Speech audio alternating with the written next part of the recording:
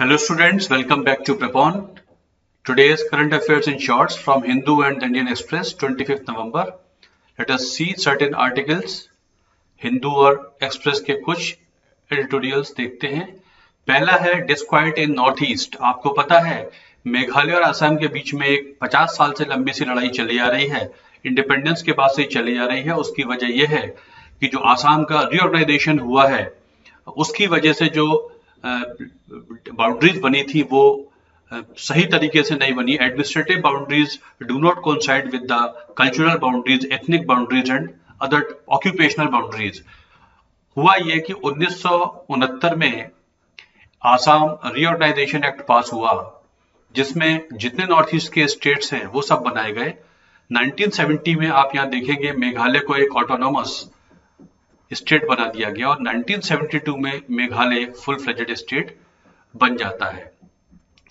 अब मेघालय और आसाम के बीच में एक 885 कह लीजिए किलोमीटर की एक बाउंड्री ये यहाँ पर काम करती है और कुछ एरियाज जो बॉर्डर पे हुआ करते हैं उनको लेके प्रॉब्लम हुआ करती है। 1983 से ये बात रेस करनी शुरू की आसाम ने। 1983 से 2019 तक इनके बीच में बहुत सारी बैठकें हुई, कुछ कमेटी भी बनी। जो सीजे हुआ करते थे जस्टिस वाई बी चंद्रचूड़, उनकी कमेटी भी बनी थी और उन्होंने सर्वे ऑफ इंडिया की मदद से जो बाउंड्रीज वगैरह बनाई गई थी वो डिलिनेट भी करा दी गई, बट मेघालय उनको मानने को तैयार नहीं था। माना गया इन दोनों राज्यों के बीच में कुछ 12 लोकेशन पॉइंट्स हैं जिन पर डिस्प्यूट्स हुआ करती है, लंबे समय से चली आ रही है। लेकिन अभी 2022 जनवरी से लेकर अगस्त तक इनके बीच में दोनों राज्यों की सरकारों के बीच में एक बैठक हुई जिसे फर्स्ट फेज कहा जा रहा है, जिसमें 12 में से जो 6 प्रॉब्लम्स हैं वो तो रिजॉल्व हो गई हैं, लेकिन 6 अभी भी रहा करती हैं जिनके बीच में फैसला नहीं हो पा रहा है। खास तौर से जो वेस्ट खासी हिल्स में जो लांगपी जगह है ये कामरूप है आसाम का। माना जा रहा है, आसाम क्लेम करता है लांगपी जगह is part of earlier Assam, British काल में आसाम के पास था, बट इस समय ये वेस्ट खासी हिल में है। ये एक लंबी सी प्रॉब्लम है। Besides good number of other problems are there. दोनों राज्यों के बीच में सेंट्रल गवर्नमेंट एक समझौता कराने की कोशिश कर चुकी है और भी कर रही है ताकि ये फैसला हो जाए। वह मेघालय ने सुप्रीम कोर्ट में भी कोशिश की थी, दलील दी थी कि फैसला कराया जाए, बट सुप्रीम कोर्ट ने पिटीशन खारिज कर दिया। और ये जो प्रॉब्लम है ये नॉर्थ ईस्ट के सभी राज्यों के साथ आसाम की है। मोस्ट ऑफ देम आसाम से ही काट कर बनाए गए हैं और जो बाउंड्रीज थी वो चाहे एथनिसिटी को देखा जाए उसके बेस पे सही नहीं है, ऑक्यूपेशनल जो बाउंड्रीज है उसके बेस पर सही नहीं है, या फिर हिस्टोरिकल फैक्ट देखा जाए उसके बेस पे भी सही नहीं है। कई सारे कल्चरल जोन्स एक दूसरे में ओवरलैप करते हैं। तो इनके बीच में ये फैसला हुआ है कि हम कुछ मुद्दों पर इनको फैसला करेंगे। एक तो हिस्टोरिकल फैक्ट्स देखेंगे, इनको ध्यान में रखेंगे। एथनिसिटी जो ट्राइबल सेटअप है उसे देखा जाएगा। नेचुरल बाउंड्रीज को ध्यान में रखा जाएगा, रिवर्स हैं, रॉक्स हैं, इनको ध्यान में रखा जाएगा। पीपुल्स कंसेंट, पीपुल के सेंटीमेंट्स जो हैं लोगों के दोनों तरफ के वो ध्यान में रखे जाएंगे। इस तरीके से कुछ पॉइंट्स दोनों राज्यों में तय हुए हैं जिनके बेस पर इनका फैसला किया जाएगा। This particular issue which is raising for good many number of years और जिसमें फ्लेयर अप हुआ है हाल फिलहाल में, वो उसके बारे में एक एडिटोरियल आया है। दूसरा एडिटोरियल भी हिंदू का ही है। यहाँ पर इंडिया ऑस्ट्रेलिया के बीच में एक ट्रेड एग्रीमेंट साइन हुआ है जिसे ऑस्ट्रेलियन पार्लियामेंट भी पास ऑलमोस्ट करने को तय कर चुकी है। Scott Morrison signed the economic cooperation trade agreement with India ECTA and has steered its ratification through parliament। और पार्लियामेंट में भी ये वहां के पास हो गया। हमारे यहाँ भी राष्ट्रपति इसको साइन कर देंगे। तो एक बहुत बड़ा ट्रेड एग्रीमेंट है माना जा रहा है। पिछले 10 सालों में India first major trade agreement with a developed economy ये पास होने को हुआ है। अब क्यों ऑस्ट्रेलिया इसके लिए राजी हो गया? पहला तो ये है कि दोनों इंडिया और ऑस्ट्रेलिया पहले ही 3 ग्रुप्स में साथ साथ हुआ करते हैं। एक तो क्वाड है उसमें साथ साथ हैं, साथ साथ IPEF इसमें जो ये इकोनॉमिक फोरम है, इंडो पैसिफिक इकोनॉमिक फोरम है, यहां पर ये साथ साथ हैं। और ये जो trilateral supply chain resilience initiative है, सप्लाई चेन रेजिलियंस इनिशिएटिव है, यहाँ भी तीनों साथ होते हैं। एक वजह ये है ऑलरेडी ये साथ है। दूसरा जो चाइना का वेपनाइजेशन ऑफ ट्रेड का फंडामेंटल है, जिसमें यह है कि व्यापार को हथियार बना के काम करते हैं। मतलब यह है कि सैंक्शंस लगा देंगे अगर आपने इंडिया से व्यापार किया, अमेरिका से कुछ खरीदा, इंडिया को ये दिया, एटसेट्रा एटसेट्रा। ये चाइना का फंडामेंटल चला रहा है, जिससे ऑस्ट्रेलिया परेशान था। बहुत पहले देखा जाए तो जब पर्ल हार्बर पे हमला किया था जापान ने, उस समय हुआ यही था सेकेंड वर्ल्ड वॉर में, कि जापान के ट्रेड पे सैंक्शंस लगा दी थी अमेरिका ने। तो अमेरिका के जो ऑयल के शिप्स आया करते थे वो रुकने लगे थे। तभी अमेरिका ने फिर दिसंबर 1941 में पर्ल हार्बर पे हमला किया था। ऐसे बहुत सारे एग्जाम्पल्स मिल जाएंगे। एक एग्जाम्पल मैंने आपको बताया, एक ये इशू है इसको लेकर। और दूसरा जो वर्ल्ड में एक वो चल रहा है फंडामेंटल, वो ये है कि China plus one. China plus one का मतलब है चाइना से तो हम व्यापार करेंगे ही करेंगे, लेकिन पूरी निर्भरता चाइना पे ना हो। एक ऐसा देश भी हो, चाहे वो वियतनाम हो, चाहे वो मैक्सिको हो, या वो इंडिया हो, यहां भी अपने हम सेटअप्स खोलें। चाइना से मान लीजिए व्यापार में प्रॉब्लम आती है तो हम कई, आपने देखा होगा कोविड के समय में काफी देशों ने यहां से व्यापार लिफ्ट करके और देशों को दिया है। एडवांटेज और देश भी देने को तैयार हैं। जैसे वियतनाम ने बहुत सारा व्यापार वियतनाम को मिल गया था जब चाइना से कंपनियां लिफ्ट हुई थी। इंडिया उसमें पीछे रह गया था, और इंडिया के पास वो एडवांटेजेस सारे हैं जो वियतनाम या मैक्सिको दे सकते हैं। तो चाइना प्लस वन स्ट्रेटेजी का मतलब यह है, अपार्ट फ्रॉम चाइना और देशों के साथ भी अपने व्यापारिक संबंध बढ़ाए जाएं, ताकि सप्लाई चेन और देशों के साथ इंक्लूडिंग इंडिया के साथ डेवलप की जाए। तो ये एक वजह ये बन जाती है। तो ये व्यापारिक समझौता का एक फेज, ये इंटरिम एग्रीमेंट है, वो साइन हो चुका है।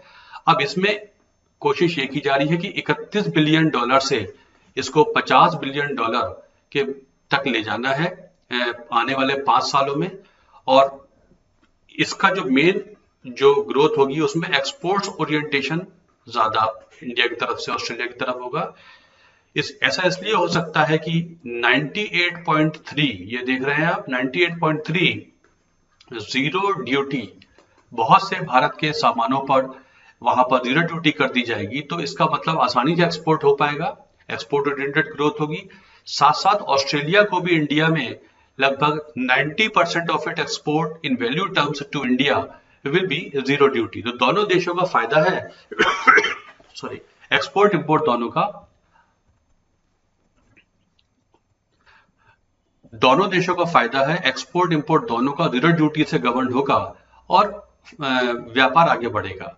देखा जाए तो भारत को जैसे कोल है, मेटल्स है, वूल है, इसमें बहुत फायदा हो सकता है। कोल तो वैसे ही ऑस्ट्रेलिया से बहुत हाई कैलोरीफिक वैल्यू का ऑस्ट्रेलिया से हम कोल इंपोर्ट करते हैं, जो कि जरूरी है। साथ साथ योगा ट्रेनर्स के लिए, स्टूडेंट्स वगैरह के लिए बहुत सारे वीजाज खोलने की बात की गई है, वो भी हो जाएगा। तो this way this particular agreement is going to play very important role in the growth of India. लेकिन यहाँ पर कॉशन ये दिया है एडिटर ने, it is critical to remember that trade deals open new doors but do not automatically mean higher exports or better trade balances, as India's past pacts with ASEAN and Japan have shown.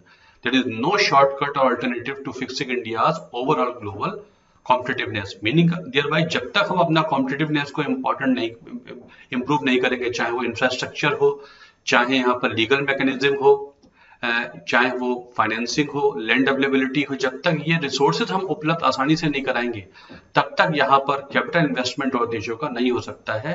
वो हमें अपना competitiveness का index बहुत improve करना पड़ेगा, तब जाके फायदा हो पाएगा। तो दूसरा आर्टिकल कुछ इससे डील करता है। आगे चले तो एक ये पर्टिकुलर आर्टिकल है न्यूक्लियर आइस ब्रेकर्स के बारे में है, एंड मिलिटराइजेशन ऑफ आर्कटिक। क्या है बेसिकली, देखिए ये जो नॉर्थ ओशन रूट है ये कहलाता है, ये नॉर्थ सी रूट रादर इसे कह सकते हैं आप, ये होता है। अब क्योंकि ग्लोबल वार्मिंग हो रही है तो यहाँ जो थिक आइस शीट्स हैं वो पिघलती जा रही हैं, जिससे रशिया खास तौर से ट्रेड रूट बनाता जा रहा है। और देखा गया है कि 3 वीक टाइम कम हो जाएगा। वैसे अभी तो व्यापार यहां से लेकर चलता है, सुएज कनाल से होता हुआ पहुंचता है। अब ये रूट डेवलप हो जाएगा तो व्यापार में 3 दिन जो है उसका फायदा हो सकता है शिपमेंट में, उस जो एक बहुत बड़ा बेनिफिट माना जा रहा है व्यापार टाइम पॉइंट ऑफ व्यू से भी और फ्यूल पॉइंट ऑफ व्यू से, मतलब व्यापारिक कॉस्ट काफी कम आ जाएगी। अब रशिया, ये जो न्यूक्लियर आइस ब्रेकर्स होते हैं बेसिकली क्या है, यहाँ पर इस क्षेत्र में बहुत आइस मोटी मोटी शीट्स होती हैं। इनको फोर्सफुली तोड़ने के लिए बहुत सारे आइस ब्रेकर्स बनाए जाते हैं। अगर इनको डीजल से चलाएं तो डीजल का रिफ्यूलिंग नहीं हो सकती, क्योंकि बहुत पावर लगती है, बहुत मोमेंटम लगता है। तो ऐसे में न्यूक्लियर पावर स्टेशन इस पे ही बना होता है और बहुत फोर्सफुली ये शीट को काटते हुए चले जाते हैं, जिसपे थ्रस्ट बहुत आता है, इसलिए न्यूक्लियर पावर्ड ये आइस ब्रेकर्स होते हैं। रशिया ने अभी क्या किया है, 22 नवंबर को Vladimir Putin virtually president over the launch and flag raising ceremony of 2 nuclear powered ice breakers at Saint Petersburg and said ice breakers would of strategic importance. तो ये रशिया इसमें पायनियर रहा है, उसने बहुत सारे आइस ब्रेकर्स पहले भी इस्तेमाल किए हैं, आज भी करता रहा है। The 173.3 metre long Yakutia with the displacement of up to 33,540 tonnes was launched into water and can break through 3 metres of ice. मतलब 3 मीटर तक आइस, ये 6 फीट तक आइस को ब्रेक कर सकता है। सिमिलरली एक यूराल नाम का भी वेसल है, वो भी हुआ करता है 2024 तक, while Yakutia will join service by 2024, ये बोल रहे हैं। So रशिया इसमें बहुत आगे, बेसिक पर्पस यही है। Mister Putin talked of importance of northern sea route which cuts down to reach Asia by up to 2 weeks compared to the, it is not 3 days, 2 weeks है, I am sorry, लगभग 2 हफ्ते समय कम कर देता है ocean root, Suez canal से जाए तो। In this line the updated Russian naval doctrine unveiled in July envisages something of this sort. In the backdrop of the war in Ukraine, on March 3, Canada, Denmark, Finland, Iceland, Norway, Sweden, US, उन्होंने जो Arctic council हुआ करती है, जहां पे India का observer status हुआ करता है, वो अब इसकी मीटिंग वगैरह ज्वाइन नहीं करेंगे, वो रशिया और यूक्रेन की जो इंटरनेशनल पॉलिटिक्स है उसको लेके है। Why are countries racing towards Arctic? मैंने आपको बताया, there has been a race among Arctic states and near Arctic states to augment their capabilities to be ready to capitalize on melting ice in the Arctic. Global warming का नुकसान बहुत है, लेकिन एक फायदा यह भी है कि रूट्स डेवलप हो सकते हैं। एंटार्क्टिका में तो सभी देश एक ग्लोबल कॉमन बनाए हुए, लेकिन आर्कटिक में कोई ग्लोबल कॉमन नहीं बना हुआ है, ये एक बहुत बड़ी प्रॉब्लम है। इंडिया के लिए इसमें क्या है, 2007 से India has an Arctic research program with as many as 13 expeditions undertaken, यहां पर लिए गए हैं। In March 2022 India unveiled its first Arctic policy titled India and the Arctic building a partnership for sustainable development. India is also having observer status in the Arctic Council, the leading forum of intergovernmental promoting cooperation in the Arctic region। तो ये basically global warming का अगर कोई फायदा आपको बताना हो तो आप बता सकते हैं कि नॉर्दर्न सी रूट से एशिया और यूरोप का जो व्यापार है ये अच्छी तरीके से कनेक्ट हो सकता है। आइस ब्रेकर्स रशिया ही इसमें पायनियर है, उसके बाद बहुत सारे हैं।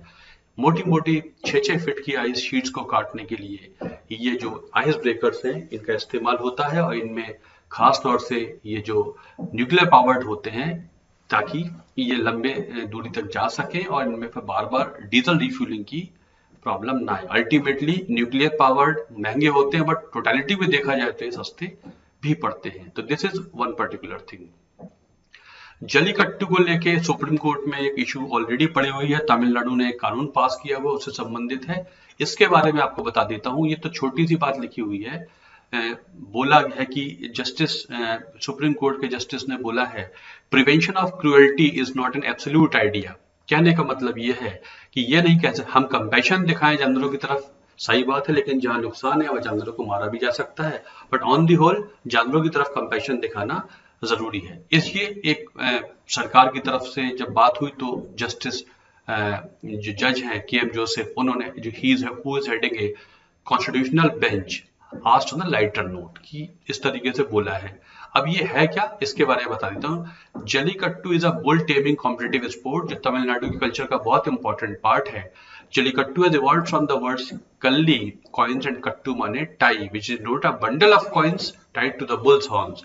ये इसके नाम का एक मीनिंग है, एक तरीके से समझ लीजिए जलीकट्टू में।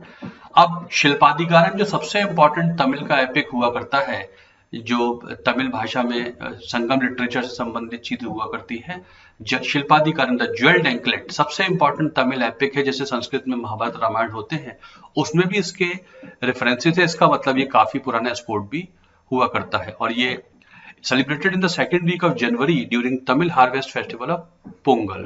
It is famous in Madurai, Tiruchirappalli, Theni, Pudukkottai and Dindigul district of Tamil Nadu.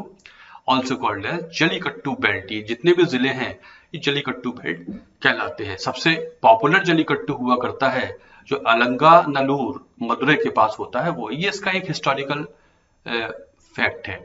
वैसे देखें तो इसकी अगर हम लीगल लाइन देखें कि कैसे कैसे ये लीगल उसमें आया, टाइमलाइन देखें तो इसमें आप ये देख सकते हैं Jallikattu first came under legal scrutiny 2000 के दशक में। इसको 2000 का जब साल दशक आया उस पहले 21st सेंचुरी के पहले दशक में इस पे बात होनी शुरू हुई जब animal welfare board of India और जो पेटा हुआ करती है बॉडी, उन्होंने इसको चैलेंज सुप्रीम कोर्ट में कर दिया। मद्रास हाई कोर्ट ने स्पोर्ट को बैन कर दिया 2006 में। तब तमिलनाडु गवर्नमेंट ने क्या किया, देखिए जब भी किसी भी हाई कोर्ट या सुप्रीम कोर्ट के जजमेंट को काउंटर करना है तो जजमेंट तो काउंटर नहीं कर सकते, पार्लियामेंट मतलब लेजिस्लेचर के पास ये पावर होती है, वो कानून बना सकते हैं। तो तमिलनाडु ने क्या किया, एक स्टेट का कानून बना दिया, Tamil Nadu regulation of Jallikattu act 2009। मतलब ये कानून के जरिए आप जजमेंट को नलीफाई कर सकते हैं। तमिलनाडु ने ऐसा कर दिया। 2011 में एनवायरमेंटल मिनिस्ट्री ने एक नोटिफिकेशन जारी कर दिया इसके बारे में, लेकिन जलीकट्टू प्रैक्टिस कंटिन्यू होती रही क्योंकि ये कानून के जरिए तमिलनाडु ने लागू कर ली थी। इस नोटिस के बावजूद भी जो मिनिस्ट्री ऑफ एनवायरनमेंट ने किया था ये चालू होता रहा। उसके बाद फिर animal welfare board of India जो स्टैट्यूटरी बॉडी होती है और इन दोनों ने फिर चैलेंज कर दिया। The regulation were not being followed and that bulls were being indeed subjected to cruelty under the prevention of cruelty to animals act 1960। कानून बना हुआ है जिसमें सरकारें एक्शन ले सकती हैं अगर कुछ ऐसा भी कोई भी ऐसा हो, चाहे वो स्पोर्ट हो नॉन स्पोर्टिंग एक्टिविटी हो, एनिमल्स के खिलाफ क्रूएल्टी है तो एक्शन लिया जा सकता है। सुप्रीम कोर्ट ने 2014 में अपने वर्डिक्ट में जलीकट्टू को बैन कर दिया और तमिलनाडु के कानून को स्ट्राइक डाउन कर दिया कि कानून गलत है। लेकिन 2016 में क्या हुआ, तमिलनाडु में इलेक्शन होने वाले थे तो ऐसे में एनवायरमेंट मिनिस्ट्री ने क्या किया, बैन को रिवोक कर दिया। जब रिवोक कर दिया तो 2016 में सुप्रीम कोर्ट ने इस रिवोकेशन को, गवर्नमेंट नोटिफिकेशन को स्टे दे दिया। और लेकिन 2017 में बहुत बड़ा प्रोटेस्ट हुआ इसके बारे में। 2017 में Tamil Nadu pass the prevention of cruelty to animals act of 2017 and Tamil Nadu ने अपने अधिकार क्षेत्र के तहत ये एक और कानून पास कर लिया जिसमें फिर इसको चालू कर दिया। इसके बाद फिर इसे चैलेंज कर दिया गया तो ये कॉन्स्टिट्यूशनल बेंच के सामने इशू को भेज दिया गया। अब वो इशू सुनी जा रही है तो उसमें जलीकट्टू का रेफरेंस आ गया। जैसे कि मैंने अभी आपको बताया कि जनवरी में ये फेस्टिवल का पार्ट बन जाता है तो इस पे फिर पॉलिटिक्स शुरू हो गई है जलीकट्टू पर। इसके बारे में छोटा सा ये आर्टिकल था। और एक ये लचित बारफुकन के बारे में 2-3 दिन से अखबार में बहुत आ रहा है। इसमें Assam government is celebrating at a national level the 400th birth anniversary of Lachit Barphukan, the iconic hero of Assam. 23, 24, 25 आज तक ये बनाया जा रहा है। इनके बारे में ये पर्टिकुलर आर्टिकल है, मैं आपको बता देता हूं। Lachit Barphukan victory honoured with a great gold medal given every year to the best cadet graduating from NDA. देखिए इस पहला सिग्निफिकेंस ये हो गया, जो बेस्ट एनडीए कैडेट होता है उसको ये गोल्ड मेडल दिया जाता है इनके नाम पर। Bust of Lachit stands at the NDA's entrance. NDA के एंट्रेंस पे ये बस्ट भी लगा हुआ है इनका। फरवरी 2012 में the former president laid down the foundation stone of 150 foot bronze statue of Barphukan at Holongapar in Jorhat of Assam. अब ये है कौन, बेसिकली 24 नवंबर 1622 में he was born and he was a commander of Ahom army by the then king Chakradhwaj Singha. Ahom kingdom resisted the invasion of Mughal empire several times and reigned in present day Assam over 600 साल। Ahom kingdom जो 1228 में बना था इसने north east में rule किया। First king of Ahom was Cholong Sukhapa who crossed the Patkai mountains region to reach Brahmaputra Valley. 1615 में Ahom dynasty engaged in the first significant conflict of the Mughal empire in the time of you can say Jahangir. Mughal ने जो आहोम की capital थी गढ़गांव उसे 1662 में capture कर लिया था but were defeated in the latter battle. Finally 1671 में बैटल ऑफ सराय घाट होती है जिसमें Ahom were led by Lachit Barphukan and they defeated the Mughals. इसलिए because he defeated the Mughals ये बैटल बहुत इंपॉर्टेंट हो गया एंड ही बिकेम द, क्योंकि इसके बाद फिर वहां पर मुगलों का आधिपत्य भी खत्म हो जाता है। इसलिए लचित बारफुकन एक बहुत इंपॉर्टेंट वॉरियर हीरो माने जाते हैं in the culture of Assam. तो उनकी ये जो एनिवर्सरी चल रही है उससे संबंधित ये हुआ करता है। So these are few important things about current affairs today. Hope you enjoyed this particular session. So thanks a lot for watching this video. Thank you.